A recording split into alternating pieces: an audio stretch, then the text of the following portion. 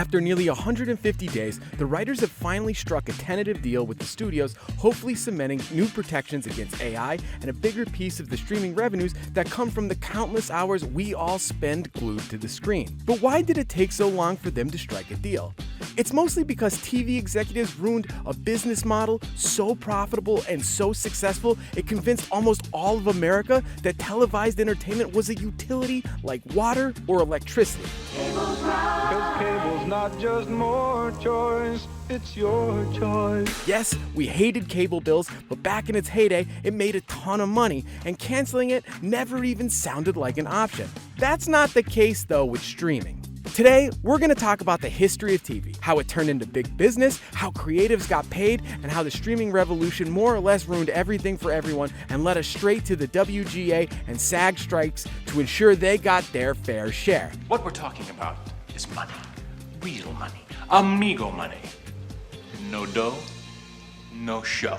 This is a story not too dissimilar from Scorsese's Casino, where some really smart guys went out into the desert to start an empire, and their successors kind of fucked it all up. This is the story of how TV executives ruined everything everywhere, slowly at first, and then all at once. NBC Television.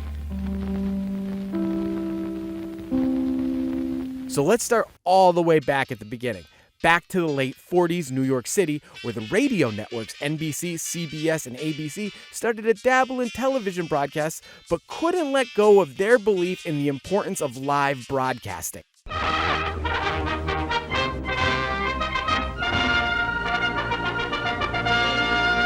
For years, executives ceaselessly debated whether filmed shows or live broadcasts would be more beneficial for TV. The truth is, both are, and film TV's unlikely champion would arrive to prove it in 1951.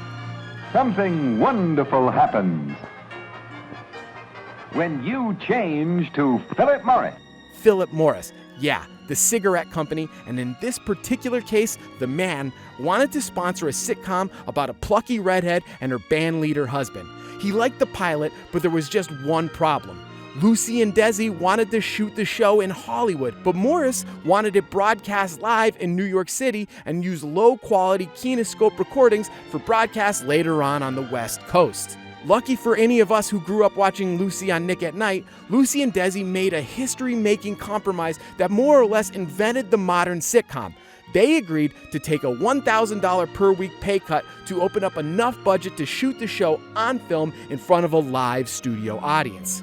Later, when Lucy got pregnant and needed to take a break from the show, they decided to rerun older episodes to fill the gap. The ratings from those I Love Lucy reruns finally killed the unfounded belief that audiences wouldn't watch a second showing. In an incredible stroke of business savvy, Lucy and Desi retained the rights to the I Love Lucy film reels, which would go on to make them a fortune in the decades to come. Once TV executives realized there was a huge audience for reruns, a new type of programming was born. Syndication, the holy grail of television.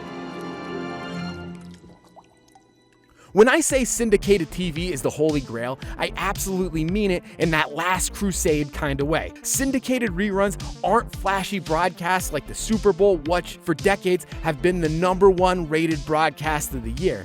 Instead, syndication is more akin to the humble cup of the carpenter.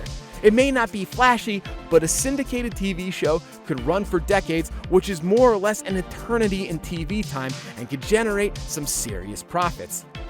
You have chosen wisely. Did you grow up watching The Simpsons every day after school on TV like me?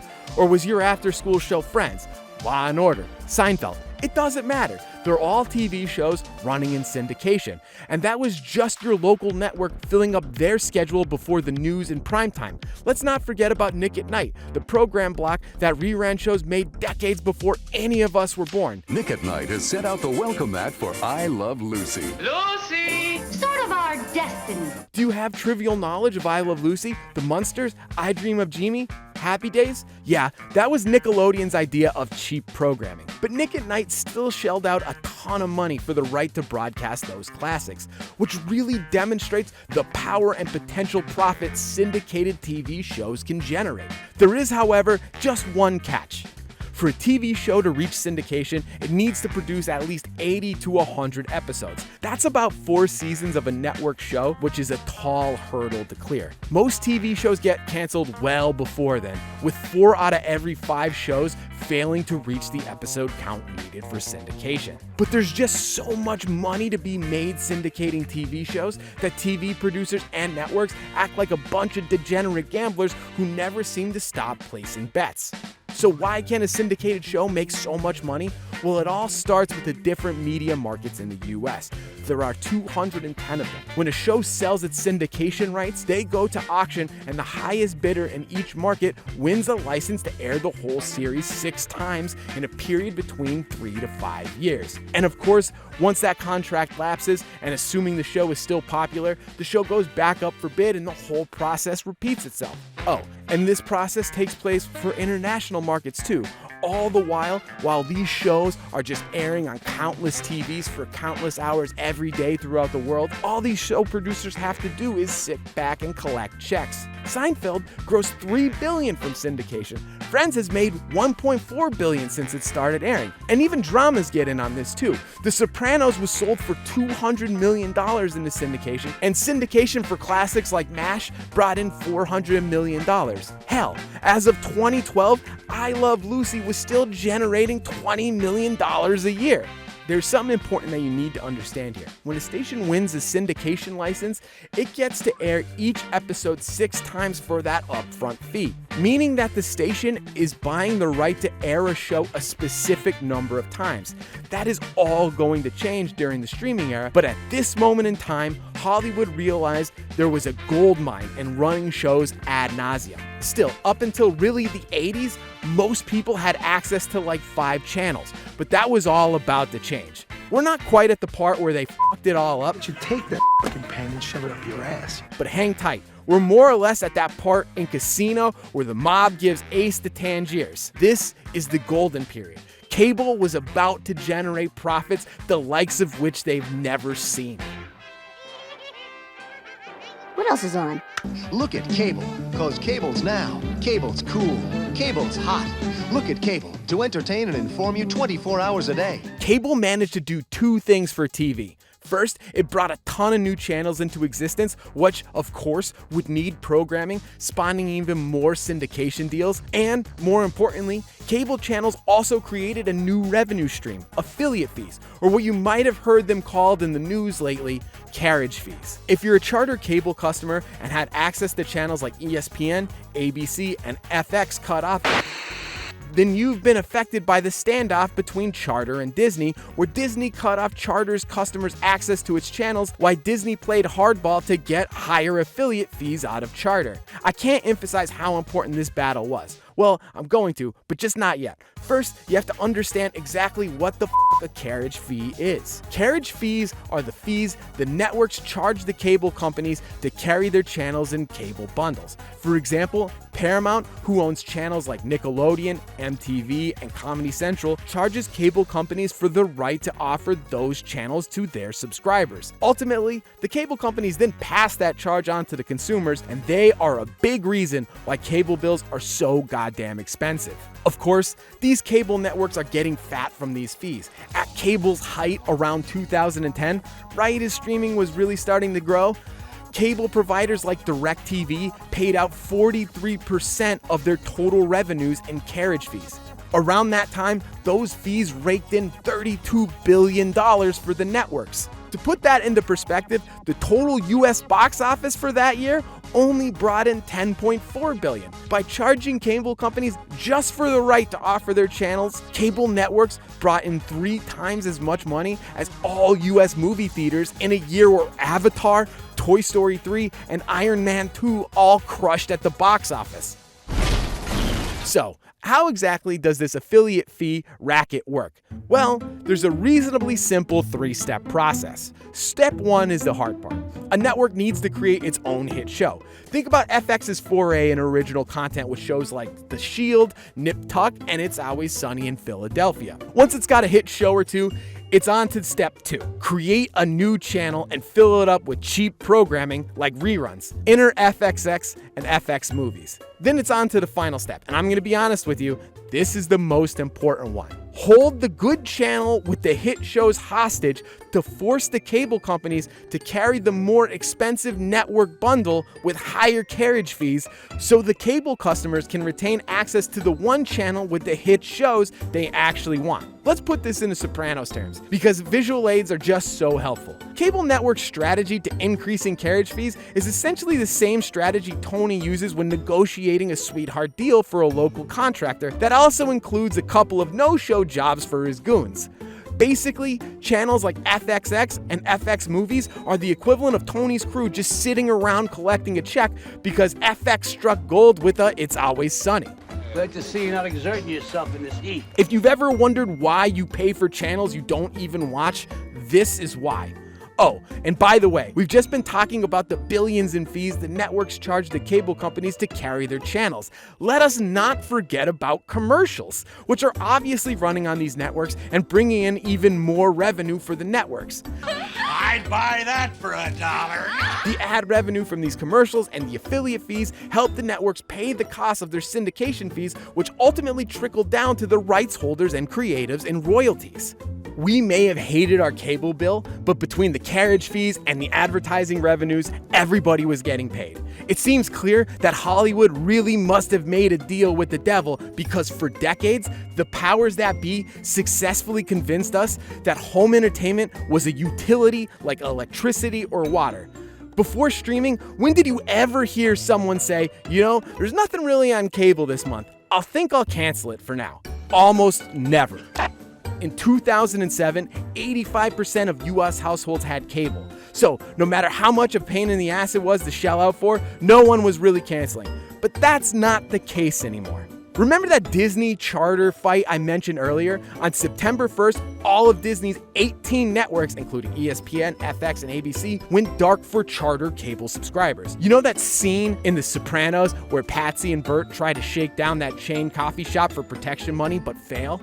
Your weekly dues to us will give you all the supplemental safety net you'll ever need. I can't authorize anything like that. It'd have to go through corporate in Seattle. How do you think corporate would feel if, for the sake of argument, someone threw a brick through your window? The numbers don't add up, I'll be gone, and somebody else will be here. That's basically what happened to Disney here. To our surprise, Charter actually kinda won. Their demands weren't unreasonable, they just wanted their subscribers to have free access to Disney streaming services like Disney Plus, and for some subscribers, ESPN. Instead of being a bunch of nipple rubbers, oh, you have to pay for the bundle, you can't just pay for what you want to watch, darn it. Charter was actually standing up for their customers and arguing that since most of that streaming programming ends up on broadcast anyway, they should just give it to their subscribers. Sure, Charter subscribers will lose access to some channels like Freeform, Disney Junior, Disney XD, FXX, and a few others that more or less fall into the category of, why do I pay for these channels? I don't even watch them anyway. But they will get complimentary access to some streaming subscriptions in their place. It's not like Disney is getting nothing here. They're going to be getting $2.2 billion in fees from Charter. It's sad that cable, a dying business, is essentially the whale of at-home entertainment revenues, and the networks know this, which is why Disney was forced to make a deal. Cable, like Casino's Tangiers, had a good run. While it was king, some truly classic TV came out of it, and frankly, it was paradise for those who make the entertainment we love. My point is, you don't with paradise. Come on, Jesus, Shelly. Hey, we're not trying to with it. We're trying to make it better. How? How? Nikki, how are you going to make it better? It's perfect just the way it is. But all things must pass. And to switch casino metaphors here to the cooler, it's about time the Ron Livingstons come in and drive the whole television industry off a cliff, Thelma and Louise style. Shelley, I want you to know that I have nothing but the utmost respect for you. You've done a tremendous job with the Shangri-La over the last 16 years, and I don't think anybody can dispute that. Yeah, nobody doubts that, Shell. But the business has changed. Just take a look at the strip, you see what I'm talking about.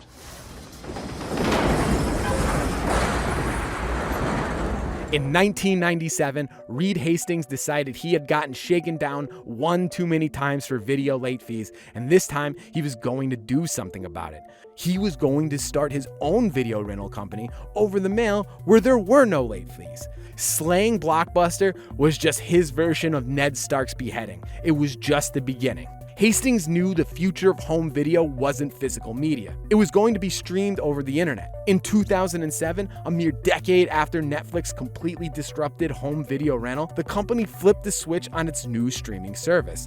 Compared to its 70,000 title DVD selection, Netflix's streaming service had a very humble start with only 1,000 films. 2 years later, streams overtook DVD shipments. In the early days of Netflix's streaming boom, Hollywood thought it was a huge boon. Remember that 4 out of 5 TV shows never garnered enough episodes to reach syndication. I don't get it. What do they have that we don't? Well, streaming just provided the networks a new way to monetize all those dead shows. It was basically free money for producers and networks, which is why they sold the show's streaming rights to Netflix for dirt cheap. All the while, Netflix was growing its subscriber base. By the early 2010s, Netflix's streaming service was starting to garner some serious cultural clout.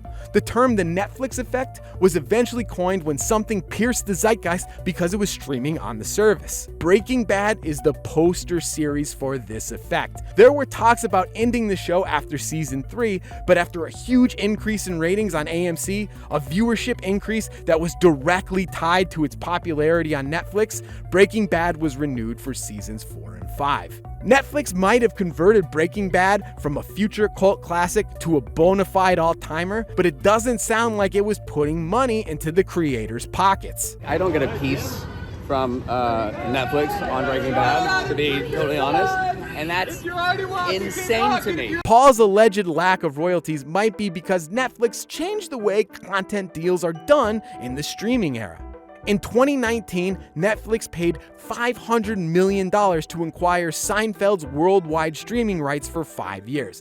It's an absolutely massive sum. That $500 million, that's all the money that 90s comedy classic is going to make from this deal, no matter how much the show is actually viewed. Netflix pays the $500 million upfront and then sits back and watches its users stream as many episodes as humanly possible. The more time Netflix users spend watching Seinfeld, the lower Netflix cost per minute viewed of the show. If a ton of users are watching, that's great for Netflix. But it seems the creatives aren't going to see an extra dime whether the show is watched for 1 minute or 10 billion minutes. George is getting upset! This is the exact opposite of how syndicated TV reruns work in linear broadcasts. Each time a rerun aired on traditional TV, creators got paid. Now, thanks to streaming, these show deals kind of work like Cousin Eddie at a Vegas buffet. Streamers pay to get their users into the buffet and reap the value when the customers gorge as much as they can. Clark, this is all you can eat. We only need one plate. Netflix not only changed the business model for licensing old shows, but for producing new ones as well. They call it the cost plus model, which basically means Netflix will cover 100% of the season's production costs, plus an extra 30% to the production company.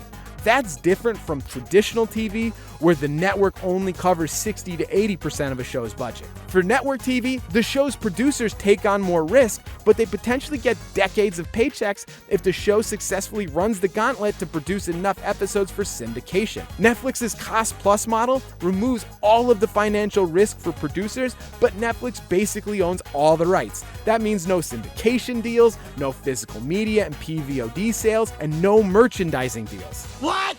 That's the sweetest plum! Now, Netflix controls all of that. But that's not all they keep under wraps. They also control the viewership data of these shows too.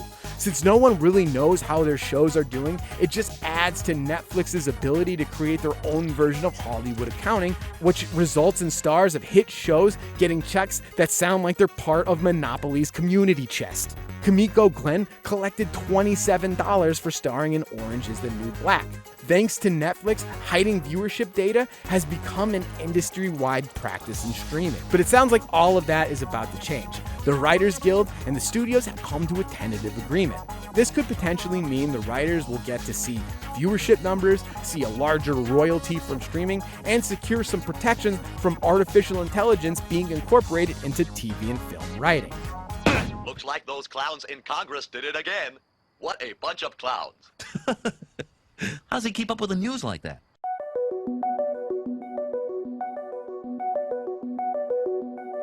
We all hated cable, there's no doubt. The unfortunate thing is that we hated it for all the reasons TV executives loved it. It was insanely profitable. Now they've created a television model that can barely support itself. It's not creators' faults that the business people were bad at business. We're all watching the writers work whenever we turn on a TV. But at the same time, streaming isn't as profitable as they thought it'd be. Ex-Disney CEO Bob Chapek is getting sued because he allegedly repeatedly misled investors about the success of the Disney Plus platform by concealing the true costs of the platform, concealing the expense and difficulty of maintaining robust Disney Plus subscriber growth, and claiming that the platform was on track to achieve profitability and 230 to 260 million paid global subscribers by the end of fiscal year 2024. Allegedly! To offset Disney's unjustifiably optimistic projections, they had to jack up Disney Plus's prices. And Disney wasn't alone here. To increase revenues, pretty much all the streamers have rolled out an ad-supported service, including Amazon, who recently announced that they would require a $3 additional fee on top of a Prime membership to remove ads on Prime videos starting next year. Even Netflix has felt the pinch. On top of their ad-supported tier, they even rolled out anti-password sharing tech to cut down on account sharing. And this is just the beginning. As television slowly transitions away from the good old guaranteed monthly payments from cable bills and into a flippant, direct-to-consumer business where customers could cancel their subscriptions on a whim, things are going to get more expensive, especially if the studios have to break off a larger piece to ensure that the creatives who make the TV we love so much can continue to make a viable living. Prepare the standard rich and famous contract for Kermit the Frog and Company. Hey guys, thank you so much for watching. We really hope you're enjoying our state of streaming videos this year, and don't forget to check out our 100 best TV shows of all time.